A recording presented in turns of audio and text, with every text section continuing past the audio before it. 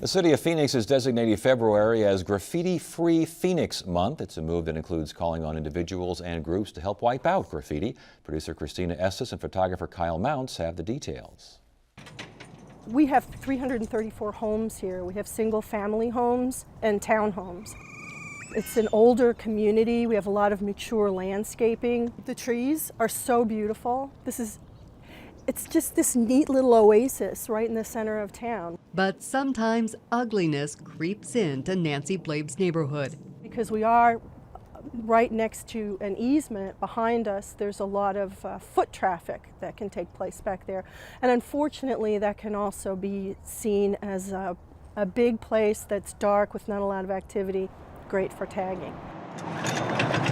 Every year, the City of Phoenix spends more than $2 million on its Graffiti Buster program.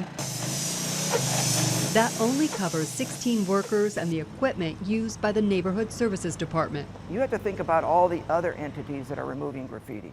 Parks Department, Streets Department, Public Works Department, Aviation, all the other city departments. Then you start thinking about the public entities, SRP, APS, the businesses, the people that never report it. It just goes on and on into a very expensive proposition. Bruce Nelson manages the Graffiti Buster program. He says the issue runs deeper than aesthetics. If you're a business and you're trying to generate people to come into your business and there's graffiti on your property or nearby, often people will drive by, and therefore you're hurting businesses and future jobs. Nelson says there are two types of graffiti vandals: taggers who leave their personal marks and gang members who mark their territory. Most people cannot tell a tagger from a gang. So if my house or my property is tagged, why? Who did this? Are they trying to send a message? It makes me crazy. Nancy Blabe is sending her own message. I'm a blight buster. She spends 8 hours a month volunteering as a blight buster.